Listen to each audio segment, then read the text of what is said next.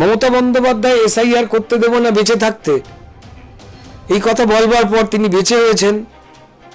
আর নাহলে যেটাকে দেখতে পাচ্ছি, তিনি কে? জুজু। আমার বেঁচে থাকা, আমার দলের বেঁচে থাকা আসলে কাঁকড়দের সাহায্যে, তা তিনি মানে ভুয়োদের সাহায্যে, তা তিনি প্রথমেই প্রমাণ করে দিয়েছিলেন। তৃণমূলের যে কোনো কিছুর মধ্যে ভুয়ো ছাড়া, গোজামিল ছাড়া আর কিচ্ছু নেই। মানে তুমি ভুয়ো ভোটার সাজতে গেলে বিপদ আছে, এটা জানবার পর প্রায় 58 লক্ষ এনুমারেশন ফর্ম জমাই পড়ল না।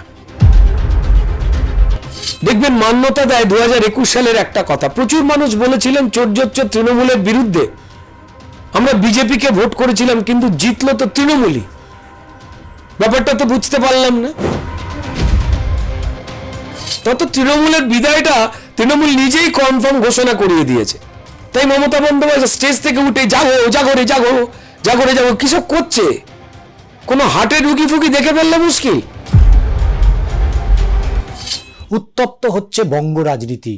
বিভিন্ন ইস্যুতে এই মুহূর্তে বঙ্গের বিভিন্ন জায়গায় একের পর এক ঘটনা, এবং সেই ঘটনার একাধিক বিষয় নিয়েই আমরা জানতে এসছি এই মুহূর্তে অভিনেতা এবং অবশ্যই বিজেপি নেতা রুদ্রনীল ঘোষের বাড়িতে।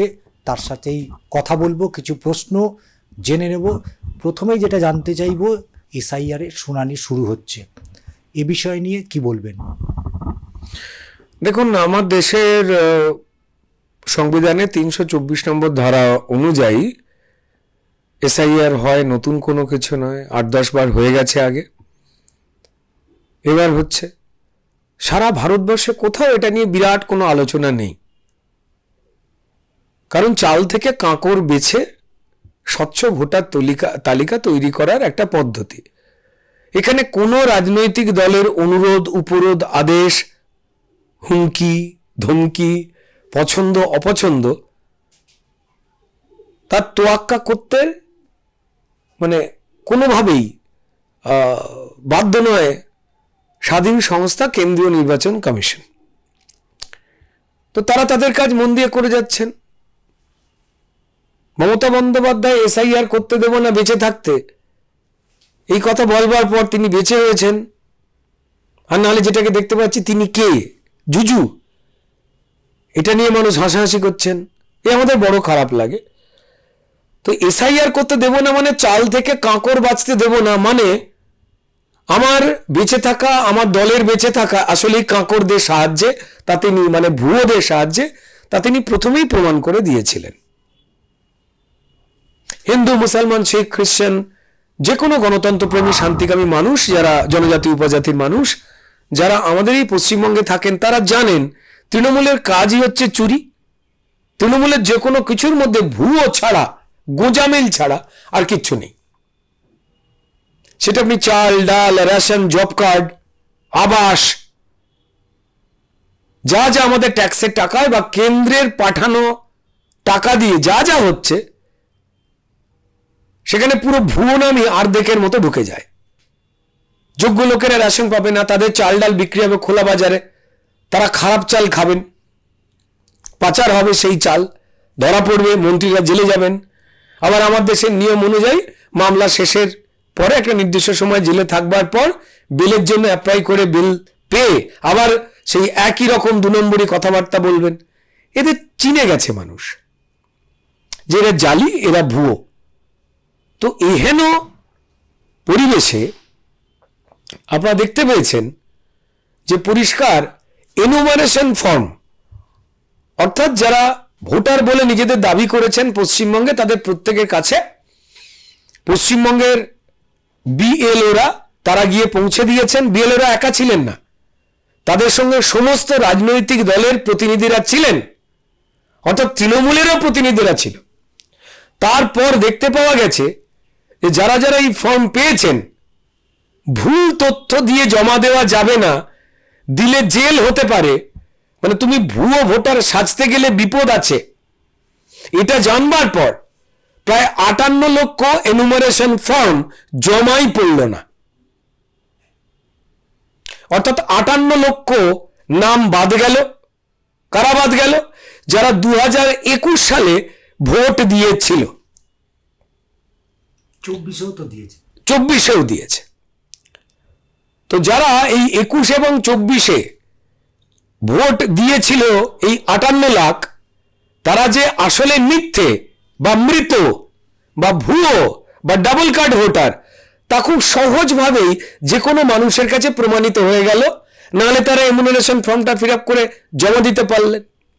আমি তর্কের খাতিরে ধরেই নিলাম যে কয়েক লাখ লোক, 2 লাখ, 1 লাখ লোক, তারা হয়তো বাড়িতে নেই বা তারা অন্য কোথাও চলে গেছে, তাই খুঁজে পাওয়া যায়নি। এতদিন ধরে ডাকাডাকি হাঁকাহাঁকির পর সারা দেশ জুড়ে পশ্চিমবঙ্গে যে এসআইআর হচ্ছে, তারা জানবার পরেও কোথায় লুকিয়ে বসে আছেন, কেন বেরোচ্ছেন না, এ তো সবার কাছে স্পষ্ট। এবং যদি শুধু 58 লাখেরই আপনি যদি হিসাব করেন এবং বিধানসভা ভিত্তিক কত কত নাম কাটা গেল আপনারা দেখেন, তো তাহলে দেখবেন যে এই ভোটটাই যদি স্বচ্ছভাবে এই ঝাড়াই বাছাই হয়ে গিয়ে 2021-এ পড়তো, তাহলে তৃণমূল ক্ষমতায় আসেনি, বিজেপি ক্ষমতায় চলে এসেছে 2021-এ। এবং ঠিক এই কথাটাতেই দেখবেন মান্যতা দেয় 2021 সালের একটা কথা। প্রচুর মানুষ বলেছিলেন চোরজোচ্চ তৃণমূলের বিরুদ্ধে, আমরা বিজেপিকে ভোট করেছিলাম কিন্তু জিতলো তো তৃণমূলই। ব্যাপারটা তো বুঝতে পারলাম না। অর্থাৎ কি? অর্থাৎ যে মানুষগুলো সমাজে লোকে দেখতেই পায় না, ঘুরেই বেড়ায় না, যারা নেই, যারা মৃত, তারা ওই ছাপ্পা ভোটে জিতিয়ে দিল তৃণমূলকে। প্রায় 90টার কাছাকাছি আসনে 2 থেকে 5,000 ভোটে জিতে গেছে হচ্ছে তৃণমূল। আর এসআইআর সেখানে এই ভুয়ো নামগুলো, কোন ভুয়ো নাম? বাধ্যতামূলক ভুয়ো। যারা মারা গেছে মানুষ, 23 লাখের ওপর মানুষ মারা গেছে যিনি ভোট দিতেন তৃণমূলের হয়ে। স্থানান্তরিত হয়ে গেছেন প্রায় 17 লাখের উপরে মানুষ, তারা ভোট দিতেন, তাদের কার্ডটা নিয়ে তৃণমূল ভোট দিত। আর খুঁজেই পাওয়া যায়নি প্রচুর লাখ লাখ মানুষ আছে। তো যাই হোক, তো তাই কেউ এটার বিরোধিতা করতে আসতে পারছেন না। অর্থাৎ মমতা বন্দ্যোপাধ্যায় আপত্তি করে এসআইআর এর প্রমাণই দিয়েছিলেন এবং এই প্রাথমিক ক্ষেত্রে প্রাথমিক খসড়াই 58 নাম, লক্ষ নাম বাদ গিয়ে যদি কেউ ধরুন আবার রেকটিফাই করবার জন্য ফর্ম ফিল আপও করেন, 6 নম্বর না কত নম্বর ফর্ম আছে, ভুল হলে মার্জনা করবেন, তো সেই ফর্ম যদি কেউ ফিল আপও করেন, করে কত লোক ফিরে আসবে? 1 লাখ, 2 লাখ। তত তৃণমূলের বিদায়টা তৃণমূল নিজেই কনফার্ম ঘোষণা করিয়ে দিয়েছে। তাই মমতা বন্দ্যোপাধ্যায় স্টেজ থেকে উঠে জাগো জাগরে জাগো জাগরে জাগো কিসব করছে? কোনো হার্টের রুগী ফুকি দেখে ফেললে মুশকিল। তিনি সেই যে বিছানায় শোবেন আর উঠে হসপিটাল যেতে পারবেন না। বাচ্চাদেরকে ওই ভিডিওটা দেখানো উচিত নয়। জাগো জাগরে জাগরে কি করছে? যে কোনো বাচ্চা সেই যে কাঁদতে শুরু করবে, 2-3 বছরের আগে কান্না থামাবে না, ওমা জুজু বলে। তিনি মাথা ঠিক রাখতে পারছেন না। এখনো 1.5 কোটি যারা ফর্ম ফিল আপ করে জমা দিয়েছেন, সেই 1.5 কোটিকে ডাকা হচ্ছে। তাদের এনুমারেশন, তাদের যে ফর্মগুলো রয়েছে, এনুমারেশন ফর্ম যা ফিল আপ করে তারা জমা দিয়েছেন, সেখানে বিভিন্ন রকম অসঙ্গতি আর ত্রুটি আছে বলে প্রচুর পরিবার পাওয়া গেছে যেখানে বাবার বয়স বাচ্চার থেকে ছোট। এক বাবার কত বাচ্চা তার ঠিক নেই, এক মানুষের কত নাম তার ঠিক নেই। দেখুন, এগুলো তো স্বচ্ছতার জন্য ঝাড়াই বাছাই করা। এবার সেই 1.5 লাখের সোজা কথায় শুনানি শুরু হচ্ছে। যে শুনানির আগে শুনতে পেয়েছি এই বিএলও যারা যারা করবেন তাদের উপরে তৃণমূলের প্রচুর হুমকি ধমকি আসছে এবং কেন্দ্রীয় সরকার, কেন্দ্রীয় কর্মচারীদেরও একটা এত বড় কাজ, অনেক মানুষ লাগবে, আর তৃণমূল সবাইকে ভুজুং বাজুং ধমকি হুমকি দেয়। মমতা বন্দ্যোপাধ্যায় ওপেনলি বিএলওদের থ্রেট ছিলেন না, যে নাম বাদ গেলে পশ্চিমবঙ্গে থাকতে হবে। এর থেকে বড় থ্রেট, গুন্ডামি আর কিভাবে করবেন একজন মুখ্যমন্ত্রী? একজন শ্মশানে পালিয়ে যাচ্ছেন কাউন্সিলর, তাকে এসআইআরে মৃত দেখানো হয়েছে।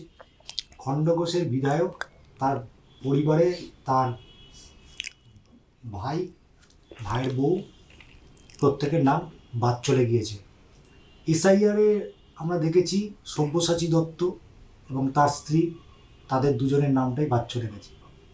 তাহলে এই যে এসআইআরটা, কোথাও কি মনে হচ্ছে যে এসআইআরটা রাজনৈতিক বা উদ্দেশ্য প্রণোদিতভাবে?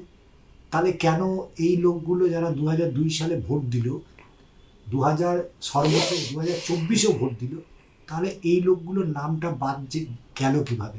যারা ভোটারই নয়, প্রথম কথা বলি যে সেটা হচ্ছে আপনি কতজনের নাম বলতে পারলেন ভেবে ভেবে চিন্তা করে, বা যার লিস্ট আপনি দেখেছেন কতজন, কোটিতে কতজন, লাখে কতজন? 7,60,00,000 ভোটার বলা হয়েছে, সেখানে বাদ গেছে যে 58 লক্ষ, তারও রিভিশনের জন্য জায়গা রয়েছে। প্রযুক্তিগত ত্রুটি, বানানে ভুল, মানুষই তো কাজ করছে, তাই তো? তো যদিও কোনো রকম গন্ডগোল হয় তার জন্য একটা সময় দেওয়া হয়েছে। আচ্ছা, মৃতদেহরা তারা কি করবে? প্রত্যেকটা রিভিশনের জন্য সময় দেওয়া হয়েছে। প্রাথমিক খসড়া বলাই হয়েছে 58 লাখকে, তাই 6 নম্বর ফর্ম ফিল আপ করে আবার যদি কোনো ভুল হয়ে থাকে তারা বলবেন। এটা তো একটা কাজের পদ্ধতি নির্বাচন কমিশনের। এ তো আমার কাজ না, বিজেপির কাজ না, কংগ্রেসেরও কাজ না, তৃণমূলেরও কাজ না। তাতে 58 লাখ নাম বাদ, আর বাকি যদি বাদ হয়ে থাকে তাদের জন্য তো অপশন আছে। শতাংশে কতজন, লাখে কতজন, সব মিলিয়ে সংখ্যাটা কত হবে? আপনি আমাকে বললেন, ধরুন 10 জনের নাম বললেন, 58 লাখে 10 জনের নামে ভুল হয়েছে, হতেই পারে।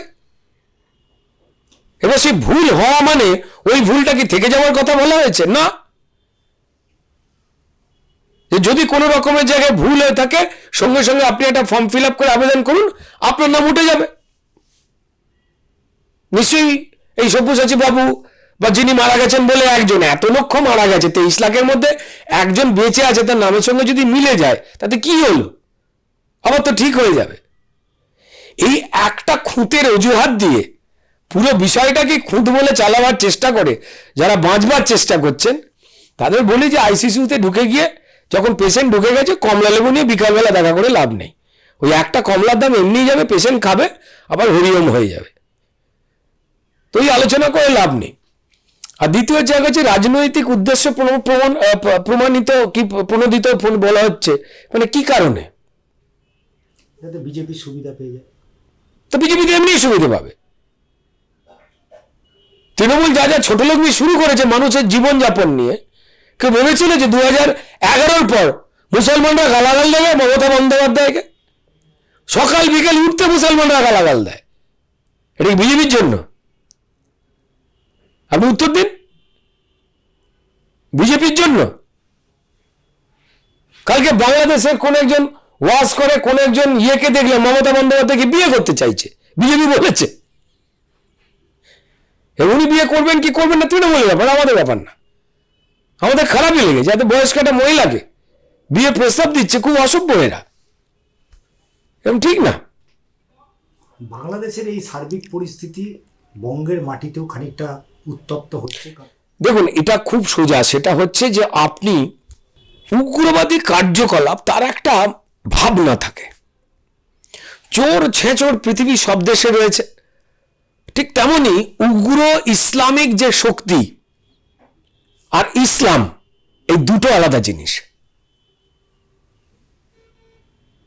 এই ধরনের উগ্র ইসলামিক আচরণে ইসলামের কিছু লোক, ইসলাম ধর্মের কিছু লোক যে আচরণ করা শুরু করেছেন, তাতে ইসলামের যে পবিত্রতা সেটা নষ্ট হচ্ছে। এটা নিয়ে প্রচুর যারা স্বচ্ছ ইসলাম ধর্মের মানুষ তারা স্পষ্ট প্রমাণ দিচ্ছেন। আল কায়দা, অমুক তমুক হ্যান ত্যান, এই সমস্ত যে উগ্রবাদী যে সংগঠনগুলো মানুষ মারে, তাদের পতাকায় পরিষ্কার তারা লা ইলাহা ইল্লাল্লাহ লিখে দিচ্ছে, আল্লাহু আকবার লিখে দিচ্ছে বা ধ্বনি দিচ্ছে। তাদের কি হচ্ছে? ইসলামের যে পবিত্রতা আছে বলে দাবি করা হয়, সেই পবিত্রতাতে ঘা পড়ছে, দাগ লাগছে।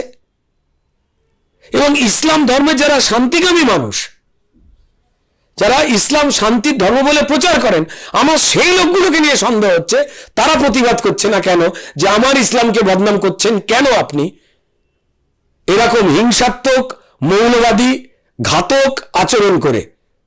তারা কি তাহলে প্রচ্ছন্নভাবে এটা সমর্থক? এটা তো কিছু লোক আলোচনা করছেন।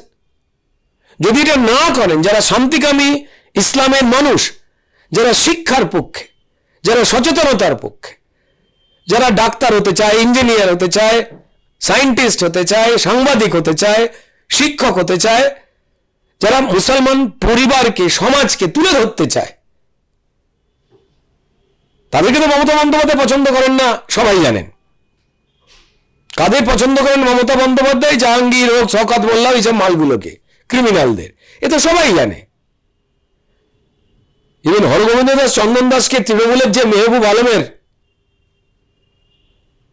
পরিকল্পনাতে সিদ্দিকুল্লাহ চৌধুরীর আন্দোলনের গ্রুপ যে পরিকল্পিতভাবে মেরেছিল, আমি বলছি না, হাইকোর্টের রিপোর্ট বলছে, এবং সেখানে মুসলমান সমাজ হাহাকার করে কাজে বলছে যে তৃণমূলের যে ক্রিমিনালরা এই ঘটনা ঘটিয়েছে তাদের নাম পুলিশ দেয়নি। মেহবুব আলমের জেল হয়েছে, হাইকোর্টের রিপোর্টে তো রয়েছে, নেই তো। উগ্রতাকে প্রশ্রয় দেওয়া তো একটা আলাদা জিনিস। বহু আমাদের এখানে অসম্ভব ভালো ভালো ইমাম সাহেবেরা রয়েছেন যারা ন্যায় নীতির কথা বলেন, মুসলমান সমাজকে জীবন দর্শনের কথা বলেন, তাদের মমতা বন্দ্যোপাধ্যায় পছন্দ করেন না। কিন্তু যারা লিফলেট বিলি করে চোর তৃণমূল, যে হিন্দুদের মতোই মুসলমানদের চাল ডাল আবাস চুরি করেছে কিছু পাওয়ার বিনিময়ে, যে মুসলমান সমাজের সর্বনাশ হয়েছে হিন্দুদের মতোই চুরি করেছে তৃণমূল, তাদেরকেই যখন ইমাম সাহেবরা নিজেরা পাওয়ার বিনিময়ে ভোট দিতে বলেন, তখন থেকে স্পষ্ট হয়ে যায় যে এই ইমাম সাহেবেরা, যারা নিজেদের মসজিদে বা ধর্মীয় স্থানে ইসলামের নিয়ম অনুযায়ী আমাদের মুসলমান মা বোনেদেরও অ্যালাউ করা হয় না। প্রত্যেকটা ধর্মেরই তো নিজস্ব নিয়ম আছে, সেখানে তারা মমতা বন্দ্যোপাধ্যায়কে কি করে অ্যালাউ করে দিচ্ছেন? যে মঞ্চ থেকে উঠে তিনি হিন্দু ধর্ম, গান্ধা ধর্ম বলছেন, অশান্তি লাগাচ্ছেন না তিনি? বিধানসভায় দাঁড়িয়ে মহাকুম্ভকে মৃত্যুকুম্ভ বলছেন, রেড রোডে পবিত্র ঈদের মঞ্চে উঠে গিয়ে হিন্দু ধর্ম, গান্ধা ধর্ম বলছেন। উগ্রবাদকে প্রশ্রয় দেওয়া হচ্ছে না, ইসলাম ধর্মকে কলুষিত করা হচ্ছে না। এই ধান্দাবাজ কিছু লোকজন, কিছু উগ্রতার লোকজনই মমতা বন্দ্যোপাধ্যায়ের পছন্দ। আর দু দেশে এই ধরনের লোকই কিন্তু দু বাংলাকে অশান্ত করেছে, পরিবেশ নষ্ট করেছে। কিন্তু সবাই জানে, এতগুলো হিন্দু হত্যা হলো। ভাই, আপনি মুসলমান ধর্মের মানুষ, আমি হিন্দু ধর্মের মানুষ। আপনার যদি মুসলমান ধর্মের কোন একটা মানুষ তিনি যদি মারা যান, আপনার তো খুব স্বাভাবিক কারণে খারাপ লাগবে। আমারও যদি কেউ হিন্দু মারা যায় খারাপ লাগবে। মমতা বন্দ্যোপাধ্যায়কে একবারও দেখেছেন সিপিএম নয় অভিনয় করে? তারা মিথ্যাবাদী, তারা সবাই জানে। তারা দুর্গাপুজোর সময় লাল ছালু বেঁধে বই বিক্রি করে, গণতন্ত্র, গণসঙ্গীত বাজিয়ে লা লা লা লা লা এসব বলে। ঈদের সময় বিক্রি করে না কেন ভাই? হ্যাঁ, ঈশ্বর নেইটা ঈদের সময় বলেন না কেন? চামড়া গুটিয়ে দেবে মুসলমান ভাইয়েরা, ওই জন্য লাল ছালু বেঁধে বসে না। 25শে ডিসেম্বর গেল, চার্চের সামনে বসেছিলেন লাল ছালু বেঁধে, যীশু খ্রিস্ট নেই ফেই এসব বলতে। দাদা, বদমাইশের এখন রাজত্ব চলছে, সেটা ভাঙছে। মুসলমান সমাজের চোখ খুলেছে। ভারতবর্ষের 28টা রাজ্যের মধ্যে 20টা রাজ্যে হিন্দুদের মতো করে মুসলমানরা কিন্তু ভোট দিয়ে বিজেপিকে নিয়ে এসেছে, এবং কোথাও রক্তপাত লুট হয়নি। দিল্লিতে বলে বলে মুসলমানেরা তারা হিন্দুদের পাশাপাশি বিজেপি সরকার গঠন করেছে। বিহারের ক্ষেত্রে সেম ঘটনা ঘটল। তো যারা বুদ্ধিমান, তারা জনগণে বেঁচে থাকতে চেয়ে তারা দেখছে যে আমি কি কি সাহায্য সুযোগ সুবিধে পাবো। আমি আমার এখানে যারা মূর্খতা নিয়ে বাস করছেন, আমি সেই ধরনের লোকজনকে বলতে চাই যে একটু তাকিয়ে দেখুন। যারা আপনারা পাসমান্দা মুসলমান, ধর্মান্তরিত মুসলমান, তারা যারা বিজেপিকে এবং নরেন্দ্র মোদীকে গালাগাল করেন, একটুখানি চোখ খুলে চশমা পুছে ভালো করে চোখের পাশ থেকে ময়লাগুলো সরিয়ে দেখুন যে সারা পৃথিবীর যারা কট্টর ইসলামিক দেশ, তারা নরেন্দ্র মোদীকে ডেকে ডেকে তাদের দেশের সর্বোচ্চ সম্মান দেয়। আর আপনারা যারা ধর্মান্তরিত মুসলমান, যাদের এখনো টাইটেল হিন্দুদের মতোই হালদার, বিশ্বাস, মন্ডল, সর্দার, তারাই লাফালাফি করছেন আর নিজের ক্ষতিটা করে ফেলছেন। ভালো করে ভাবুন, আরব, যেখান থেকে আমাদের পবিত্র নবীর মাটি, সেই দেশে মন্দির তৈরি করে দেওয়া হলো। চোখ খুলুন। আচ্ছা, হুমায়ুন কবিরের এই একেবারে দেখুন, মমতা বন্দ্যোপাধ্যায় ভাইয়ের সম্পর্কে আমায় কিছু বলবেন না। তৃণমূলের এমএলএ হুমায়ুন কবির মুসলমান ভোট মমতা বন্দ্যোপাধ্যায় থেকে পালিয়ে যাচ্ছে দেখে আলাদা একটা দোকান খুলেছে। মমতা বন্দ্যোপাধ্যায় নিজের পুলিশ দিয়ে দাঁড়িয়ে থেকে হুমায়ুন কবিরকে বাবরি মসজিদের শিলান্যাস করবার জন্য পুলিশ প্রোটেকশন দিয়ে দিয়েছেন। এখনো তাকে তৃণমূলের এমএলএই রেখে দিয়েছে। পশ্চিমবঙ্গের মানুষ উল্লুক নয়, বুদ্ধিমান। তারা হয়তো পরে রিয়াক্ট করেন তিনি হিন্দু হোক মুসলমান হোক, কিন্তু যখন করেন তখন কড়াভাবে করেন। তাই হুমায়ুন কবিরকে নিয়ে, যিনি এখানে আমরা মুর্শিদাবাদে 70%, হিন্দুরা 30, কেটে ভাগীরথীতে ভাসিয়ে দেব, জানে এই লোকটা বলেছিল। এই লোকটা কবে মুসলমান সমাজের জন্য কি কি উপকার করেছে একটুখানি তালিকা ফেলতে দেখাবেন? একটাও তালিকা ফেলতে পারবেন না। উনি কোন ধরনের নামাজি লোক? 5 ওয়াক্ত নামাজ পড়েন, যা যা শিরক আছে সেগুলো মেনটেন করেন, ইমান রাখেন প্রপারলি, নাকি ইসলামে বলা রয়েছে যে হিন্দুদের কেটে ফেলতে পারলে তুমি সাচ্চা মুসলমান? বলা রয়েছে? বলুন। আমি কোরআন পড়াশোনা করি স্যার, মন দিয়ে করি, হাদিসগুলো পড়ি মন দিয়ে। তো তাই মমতা বন্দ্যোপাধ্যায়ের ভাই বাবরের পুত্রের নাম ছিল হুমায়ুন। বাবর কোনো ইসলাম ধর্মের ধর্মগুরু বা ধর্ম প্রচারক নন।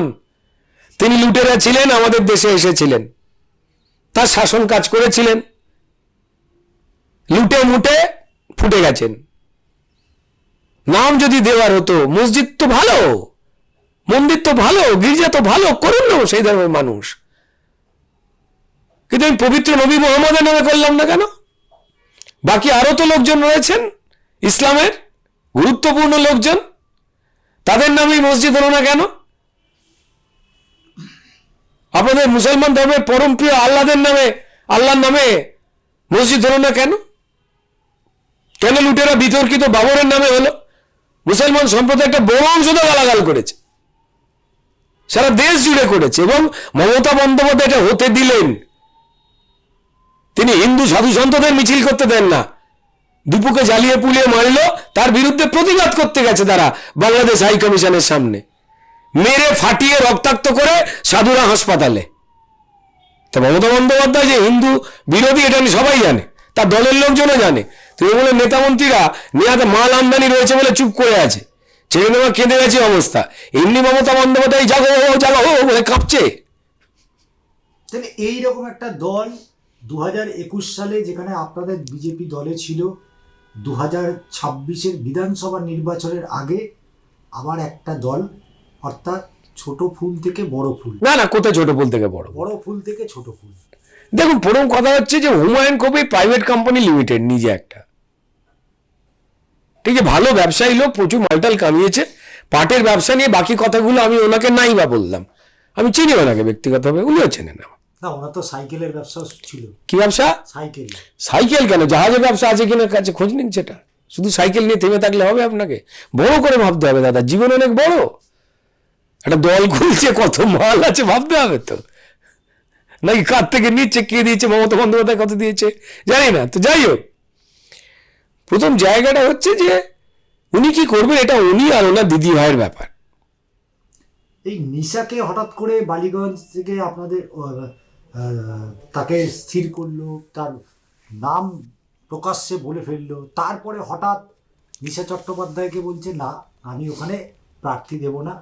তার সম্বন্ধে যে সোশ্যাল মিডিয়াতে তার যে সমস্ত ছবি পোস্ট করা বা তার পোশাক, অ্যাকচুয়ালি কোথাও কি মনে হয় না যে একটা নারীকে অপমান করা হচ্ছে এই আমি বলতে পারবো না। তার স্বাধীনতা?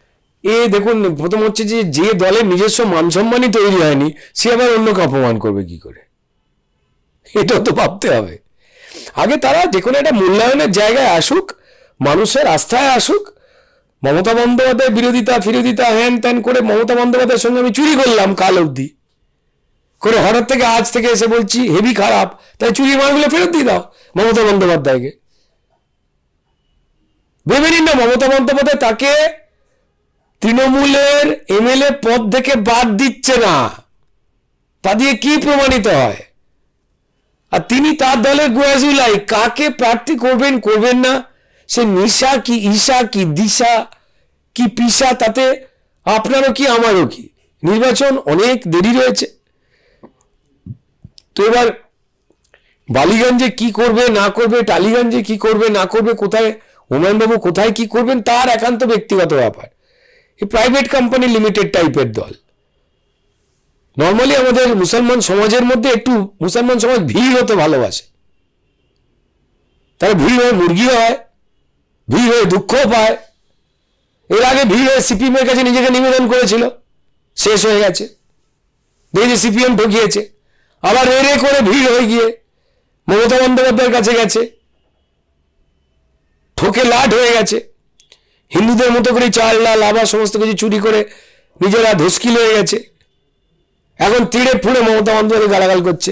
মমতা বন্দ্যোপাধ্যায়কে গালাগাল করবার আগে মুসলমান সমাজ আয়নার দিকে তাকিয়ে নিজেই গালাগাল করুক যে আমি মূর্খ, আমাদের ছেলেপুলেগুলোকে পড়াশোনা না দিয়ে হাতে অস্ত্র তুলে দিয়েছে, কিংবা বলেছে দাদাগিরি করো, হেলমেট ছাড়া ঘোরো, তোমাদের পুলিশ ধরবে না। মুসলমান সমাজকে বদ বানিয়েছে এই ভদ্রমহিলা, আর মুসলমান সমাজ সেই বদামির আনন্দ নিয়েছে একটা বড় অংশের মুসলমান সমাজের লোকজন। অস্বীকার করতে পারবেন কেউ? প্রতিবাদ করেছিলেন তারা প্রথম থেকে, তাদের অধিকাংশই তো ধর্মান্তরিত মুসলমান। তাদের চার পুরুষ আগে বাবার নাম বলতে বলবে? সব আমাদের জ্ঞাতি গুত্তি হস্টিও বেরোবে সব। তাহলে তো হিংসা কেন, এত রেগে যাওয়া কেন, এত খারাপ কথা বলা কেন? কিছু মাদ্রাসার টিচার রয়েছে তারা মাথা খায়, নাহলে এটা হতে পারে না। মুসলমান সমাজকে নিজেদের কোন জিনিসগুলো হলে সামাজিক উন্নতি হবে, অর্থনৈতিক উন্নতি হবে, সে নিজেই দেশের মানুষ, এই দেশটাকে শক্তিশালী করতে পারবে নিজেকে শক্তিশালী করবার সঙ্গে। যদি এটা মুসলমান সমাজ না ভাবে, খালি ভাবে আমি যেখানে কোরআন রেখে দেবো সেটাই আমার দেশ, তো তাহলে তাদের নিয়ে এইভাবেই লোকে খেলে যাবে, সোজা কথা। আর এই বুদ্ধিটা যারা শিক্ষিত মুসলমান, সচেতন মুসলমান, তারা বুঝতে পেরেছেন। যারা পেরেছেন তারা বেঁচে গেছেন, যারা পারেননি তারা পরিষ্কার পবিত্র কোরআনকে যারা নিয়ে আহ করে অভিনয় করে মিথ্যা কথা বলেন, সেদিকেই কই মাছের ঝাঁকের মতো ছুটে যান, আবার মুরগি হয়, আবার অন্য কারোর দিকে ছুটে যান। এখন ওই কোরআন হাতে নিয়েছেন আমাদের হুমায়ুন কবির, টাকাটা কোথায় গেল? মসজিদের জন্য যে ফান্ডটা এসেছিল, এখন তো উনি বলছেন যে 100টা সিটে প্রার্থী দেওয়া ফেরা কনফার্ম না হলে মসজিদ নাকি হবে না। এটা সাংঘাতিক ব্যাপার। আমি কি করে জানবো? আপনারা সংবাদ মাধ্যম, আপনারা জিজ্ঞেস করুন। এত লোক ইট নিয়ে গেল মাথায় করে, কেউ কেউ তো বললো জান দিয়ে দেবো। দেখছি ভিডিও সব ভাইদের, আমাদের মজা লাগছিল, জানেই না। জিজ্ঞেস করেছে তাদের হুমায়ুন চাচাকে যে চাচা কোথায় গেল পয়সা, টাকা কি ফাঁকা? জিজ্ঞেস করেছি, তাদের জিজ্ঞেস করার কথা, আমি কি বলবো? আবার বলছি যে মসজিদ হবে, মন্দির হবে, গির্জা হবে, তা করবেন মানুষেরা নিজেরা চাঁদা তুলে, কিন্তু সেটা একটা বিতর্কিত নাম নিয়ে কেন অশান্তি তৈরি করা? আবার সব প্রশ্নের কম বেশি আমরা উত্তর পেয়েছি। আজ এখানেই আমরা শেষ করছি। চিত্র সাংবাদিক সুকেন্দু মান্নার সাথে ষষ্ঠী চট্টোপাধ্যায়।